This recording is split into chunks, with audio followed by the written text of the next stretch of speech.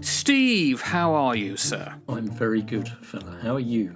Not too bad, tootling along, moving through life like a nautical destroyer. Clefting away that ocean like a sleek grey warrior of death. Clefting, now there's That's a a word. great word, isn't it? It is one you don't often hear. Probably not in that context either. We, off air, was looking at some pictures.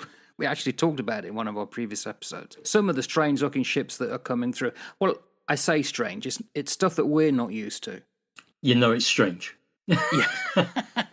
Strange. They got rid of all the stuff we like the ship's all of the sides. good stuff, all of those steel hulls, conventional shapes, all of those radar cross sections that weren't a primary concern back in our day, to these very strange stealth-shaped reduced radar signature composite superstructures with very quiet engines. I mean, where do you hear the roar of the Olympus, the gas turbines kicking in? Some of the ones we're going to be talking about, very strange looking. And I know a lot of them are concept, so they have to be out there. Where do you want to start? The Sea Shadow, much more like a cucumber. Black, strange looking thing. How do you describe it? Well, it reminds me of The World Is Not Enough, the stealth ship. Yes. Do you see what I mean? It's almost the same, isn't it? Sea Shadow was in the 1990s. Yeah. What are the benefits of this thing? They are looking at stealth, and anything that can cut down the radar bounce off one of these things would have been something you have to look into. So they would have had some kind of sea trials with this. It was Lockheed Martin. From the side, it's got like a skirt that goes down to the waterline. But when you look at it front on, they are very thin walls, aren't they? Like a catamaran. Yeah. No way would that survive in heavy seas. Well, you wouldn't think so, would you? But surely it must have been tested for heavy sea, surely. The one where it looks like a patrol boat on hydrofoils. I know. What's all that about? The Navy, what's it called? Navy Pegasus hydrofoil. Yeah. I mean, these have got to just be made up, surely. I thought they were, but then you look back to the American Civil War when they came up with the likes of the Monitor. Back then, they were looking at some weird designs. Well, we say weird. The Monitor, in effect, was like the upper structure of a World War II submarine. Right. And they tried to make it so that it was, again, low profile. You couldn't see it coming. It was an ironclad. The circle had cannons coming out of it. Very, very unusual design. Yeah, so clearly this isn't didn't the catch same on, did it? No. Although it's remembered. Like the Titanic. Remembered for all the wrong things, perhaps. It's a new design. Yeah, I think they got rid of it in 2012. Gosh. The Independence class, which has got a huge regular shaped flight deck and then half of a superstructure that you'd expect on a modern frigate. But then it goes into this very strange configuration. It narrows to like a speedboat design at the front. And again, long skirts on either side. It's a catamaran. It's on 3 separate things touching the water. So when I looked at that sort of instantly reminded me of the Y-wing fighter in Star Wars. Probably where they got the idea If from. you have a look at a Y-wing fighter and were to overlay that on the top of that, if you were looking down, bird's eye view of that Independence, cut out the flight deck and overlay the Y-wing fighter on top of it, I reckon it would look very similar. The Navy has a bit of a problem, doesn't it? Because you think about the ships of the 17th, 18th, and 19th century. They suddenly changed overnight. Yeah. They almost got rid of the sails because new technology came in and they had to respond. And then we ended up with ships that, when we served, you could never imagine being at sea in the old style Napoleonic era ships. We seem to be going through something similar. There's definitely, forgive the pun, a sea change. Mm-hmm. Why? Well, it's because automation. They're trying to get rid of crews. I mean, half the problems with the current Navy, they can't get enough manpower, woman power. So if you could get a fleet of ships where each ship hardly needs anybody, then obviously they're going to be looking at that. And we talked about that with AI, didn't we? We should have talked about the Navy in that regards. If you can get few crew or small crews, but it's still effective and it can still send out power, think about drones, then they're going to have to do it, aren't they? And then what do you get? What do you end up with? Yeah, you're right. I think that our strategic focus has changed a lot as well, isn't it?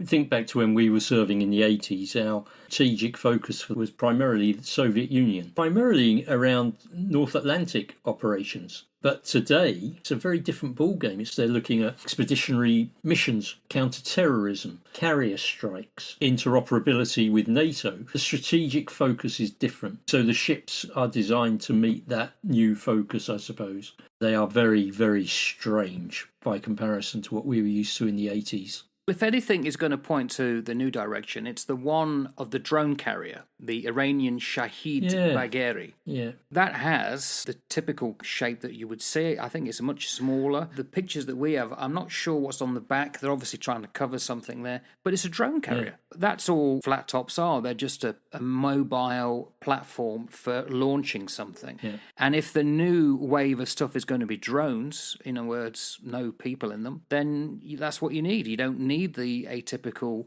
carrier of old. No, we really are moving into the world of Terminator, aren't we? The way that war fighting is conducted. When you think about some of the other work that you'd get involved in with camouflage and concealment when you're going onto a target to do like a close target reconnaissance or something like that, that skill and that tradecraft is having to adapt and change quite dramatically due to the advent of drones and the sort of heat-seeking signatures and all of the other things that these sensor-based weapons can now pick up. So it really is changing the way that war fighting is done, and the Royal Navy and other navies around the world are just lifting those technologies and bringing them on board and putting them onto a floating platform. You're looking at all of these digital combat systems that are all integrated, sensors, networked warfare, networked weaponry. It's a hugely different world. Our world was much larger, Cold War focused, manpower heavy. Today, certainly when I look at the Royal Navy, it's a much smaller. I think we've only got around about 19 major service combatants, and we had about 70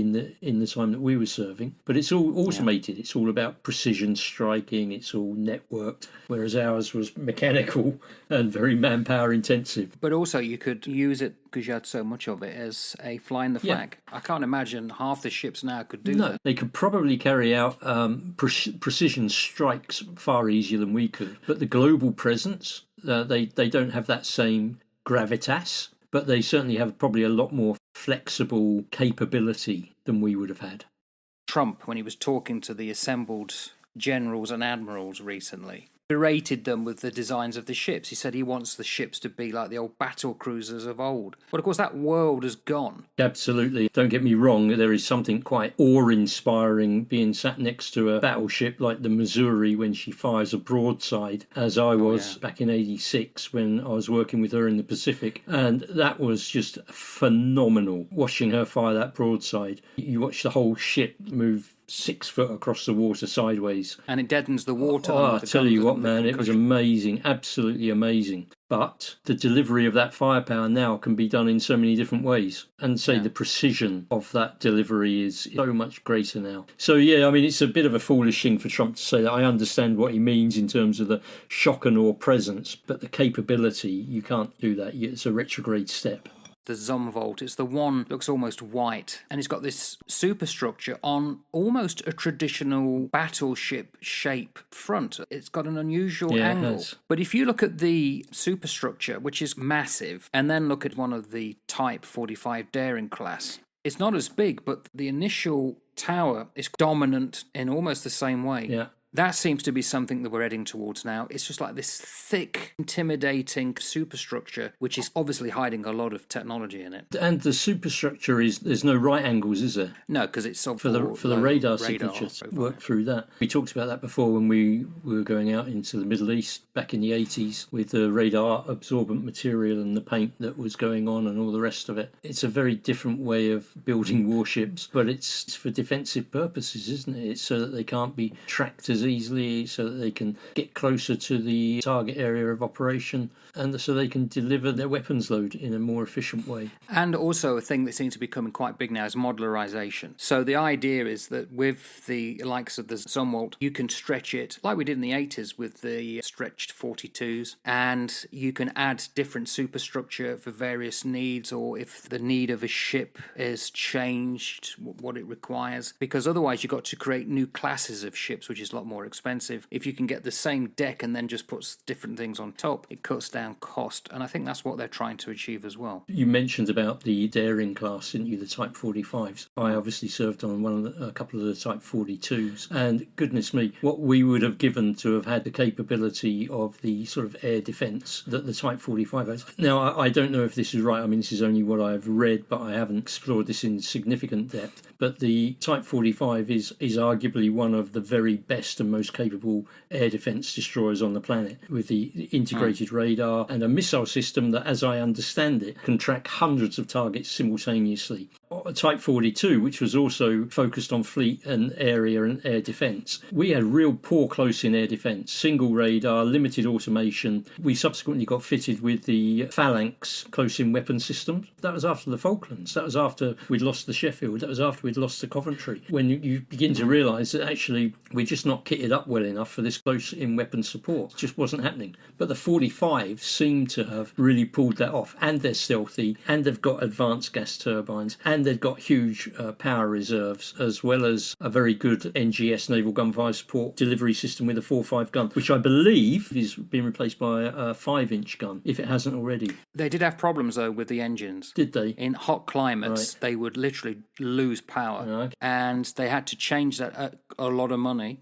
There are issues with these new designs, just like any other thing. What they try and do on the display of some of them, make them look very swish and enticing, Yeah, don't they? gosh, yeah.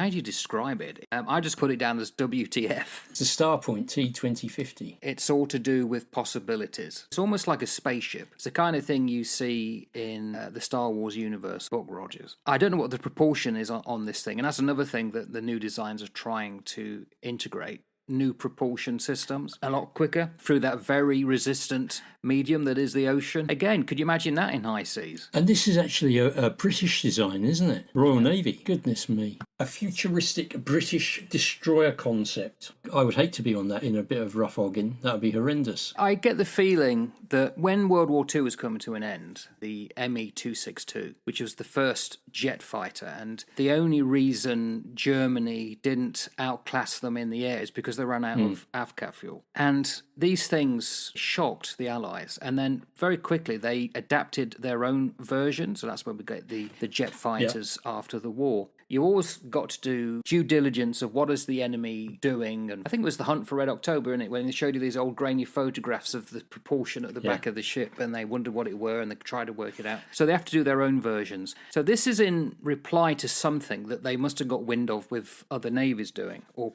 proposing. So a lot of effort, a lot of money, and a lot of research would have gone into producing this, just in case they need it. As you were talking, just looking a little bit about that, this is a conceptual project battleship of the future, the Dreadnought 2050. It says the ship will be bursting with the most advanced technology, will be made of carbon fibre honeycomb, that is almost transparent material graphene, extremely strong plastic, weapons based on laser technology, won't need a flight deck because helicopters will be replaced by drones. Who knows, eh? I mean, this report was written 10 years ago about this ship. We have seen just how dreadful drone attacks can be with the land-based war in the Ukraine and Russia, haven't we? So to have a floating drone port that could lob out tens of thousands of these projectiles, it would have its place in warfare, for sure.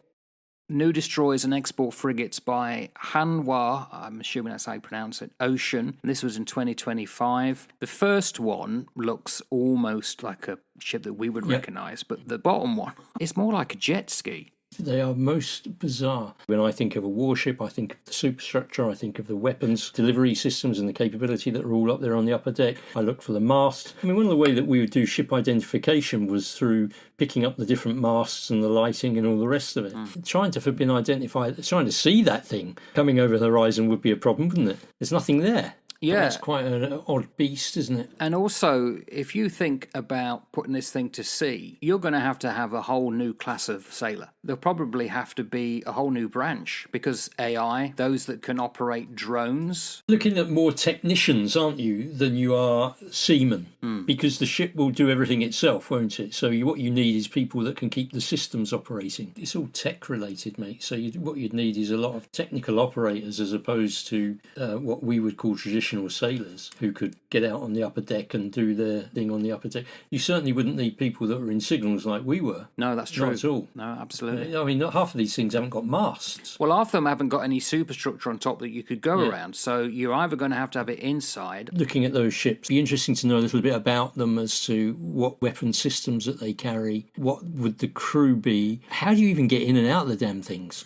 That's true. Yeah, absolutely. I mean, when you type alongside, where do you get out? Seriously, I mean, and how do you not fall off? because it's like being on I suppose it's a bit like being on a sub, isn't it? They're just like surface submarines, aren't they? That's what they're like. Where the subs are above the waves, submariners should tell us this. What happens if you fall off? Where's the boat coming from to get you back? It's got to be something from the conning tower, surely, isn't there? Well, these must be similar then. Yeah. One of the things that I always enjoyed doing what we did was that we were up on the bridge and we could walk out onto the port or starboard bridge wing. Normally the starboard, we're normally on the starboard side, weren't we? And you could walk out onto the starboard bridge wing. You could take a little trek down to your 10-inch or your 15-inch signal lamp. You could wander up onto the signal deck, the flag deck, and you could actually get some fresh air. And that was always really nice to be able to get out. Yeah. I don't see a lot of places on these ships, these modern ships, where you could actually get on the upper scupper and get some fresh air. Well, funny enough, that's going to bring up something that we're going to be talking about in another episode about not the good things that we had to go through at sea. One of them we didn't really suffer from was with the modern submarine fleet, is that it degrades their vision. Right. Because they're not focusing on anything long distance. Poor vision thing by the time they've done a long stint. And some of these subs now are underwater a long time. Where would you get outdoors on that thing? Well, exactly. And there is something quite horrific about being locked up inside a forbidden floating can, especially when it will raise mental stress. It really does. I can remember when we would close up to MBCD State Zulu Alpha or something like that, whatever it was, and you'd shut everything down, you'd batten down the hatches, and you could not go out. And I can remember one guy losing the plot completely in the ops room in the centre of the ship. He just totally lost it. I mean, we were down the Gulf, it was really hot, we were all in our flash rig, and he totally lost the plot, mate. He had to end up being restrained, and I think he attacked the principal warfare officer in the ops room. And it was all down to the tension, the anxiety of where we were going, what we were doing, and being locked into that box, particularly in an environment where it is hot and horrible, and all you want to do is open the door and just feel some air come across you. I don't know how the submariners do it anyway. It's not a gig that I would have wanted. These designs, that especially the last two that we've been looking at, and for all I know, I may be talking BS now, but no ship has ever been designed with the crew and their living accommodations fully in the forefront of the designers. But I'm looking at these and thinking, where are the crew going to be? There's not many, but where's the galley? Where is the heads? There don't seem to be anything that gives you any ability, because some of these aren't that big. No, they're definitely not.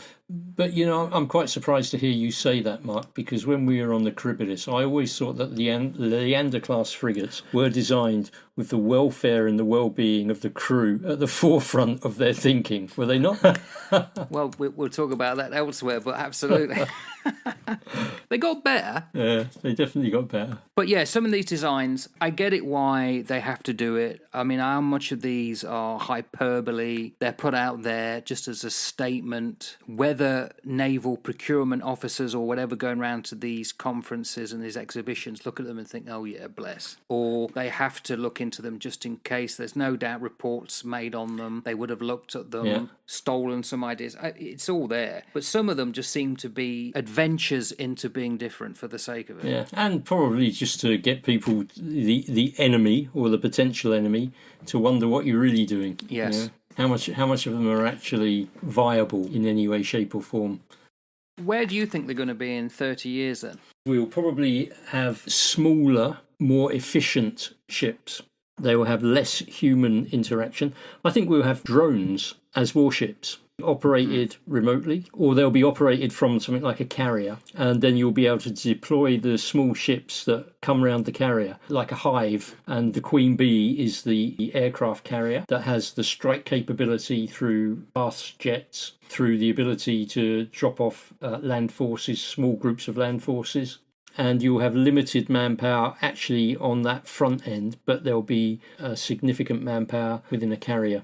There was a thing on Facebook someone posted, fascinating if it's true. It was taken sometimes towards the end of World War II, probably just after. And it was a photograph looking down London at Big Ben.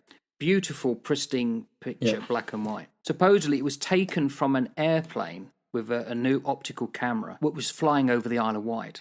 And they got this superb shot at that distance then. Now, you imagine where we are now with cameras. I wonder at what point does a surface fleet become superfluous. There's nowhere you can be without being watched from above. I think there was it smart pebbles or something like that the Americans were trying to develop that could fire down lasers from satellites that could take out anything it wanted to. Certainly a shield against incoming nukes. You don't hear about that kind of stuff. You only talk about the surface fleet. And it's all nice and to see all this kind of stuff, and no doubt it's good for flag waving, making people feel safe. But you could hit that from some distance and not even be worried about it. And I think that sort of space weaponry, which is a completely different ballgame altogether when you're looking at the satellite launch capabilities and the ability to strike downwards from out of space, that has long been work that's been ongoing, and I've got no doubt being perfected. I mean, it was ongoing when we were in the forces. But that was a long time ago now, mate. I think back to some of the work that I did, getting some of the military assistance that I needed at certain times. And I can remember going to somebody and saying that I wanted to use their house for something and I wanted to take pictures of doing something. And the woman who came in, whose house I was using, she said, oh my dear, that's not a camera. I said, no, this is really good. She said, no, trust me, it's really not. I won't go into where she was working, but she turned out to be working on some very, very impressive military hardware, which she was then able to get hold of to allow me to use to take these pictures. And she was absolutely spot on. I mean, this was going back into the day of the early sort of head-up displays in the Tornado fighter jets and all the rest of it. So it's a long time ago now, but that was back then. And the development of some of this military-grade product was incredible. It all becomes like a computer game, and this is what's probably most concerning, is just taking people out because you can. And it's like, locked onto target, deliver your payload, and that's it. And you sat there, and then you go and make your latte and open your bag of crisps and next target, please, and it becomes like a computer game. And I think in some ways it diminishes the sanctity of life. Warfare obviously diminishes the sanctity of life. But you know what? I guess if you're looking at somebody and you're about to pull a trigger on them, or they're about to pull a trigger on you, you get that moment of reflection as to whether you want to or not, or whether you should or not. And it seems to remove some of that. We'll end up with a very different bunch of warfighters as well. Wasn't that the basis of something from the 1980s? It was this boy, he was in like a trailer park and he was playing old computer games from the 80s. Then suddenly these aliens came down and said, well done, you've passed the test, you're now coming with us and you're going to be fighting in this battle in outer space. Well, we're not far from that. No, not at all. Kids now can play games to a speed that me and you struggle to keep up with. Mate, I watch my kids who are now in their 30s. That's right. And watch them play these blooming games, and I'm thinking, flipping heck. They're the kind of people that the future Navy will be recruiting, I'm sure. Very different, mate. Very different to, say, technically minded individuals who can use their thumb to move joysticks around and press buttons. And have no ethical compulsion to press that button. Because it becomes like a video game. And that's not life. And that the reality of warfare, I think that you should see stuff. If you're going to be involved in stuff, you should see stuff. However horrific that is, you should see it. Because anybody who has been involved in anything bad doesn't want to get involved in anything bad because they know the mess. And so the vast majority of military people who are in leadership do not want to go to war. They don't want to do that. They're not warmongers, not those that have been involved in combat and seen stuff. Why would they? Because they know the horrors of it. So you try and avoid it at all costs, but you train and you prepare. Like, if you have to, you have to. But you wouldn't want to. Nobody in their right mind wants to do that crap.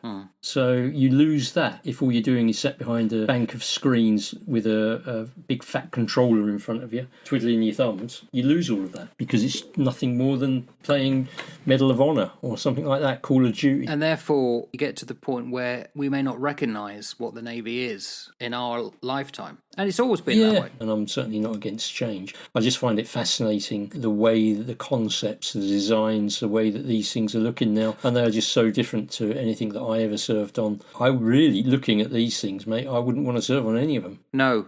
And that's the thing. I'm sure people, if they get to go on these things and they're representing their country and they're serving, they will be just as proud as anybody who perhaps was on an aircraft carrier and then went to a ton-class minesweeper. You know, the difference is quite marked, but hey, it is what it is, isn't it? We are creatures of our era, Mel, mate. Which means what? Dinosaurs? Well, is I that think what you say? probably some would say. I would never say that, Mark. Not about you. You're the most progressive man I know. Yes, right. That's right. Absolutely. Thank you very much, sir. You'll do well in life. Good on you. All right, well, I'll see you again. Take care, fella. Take care. Take care. Bye.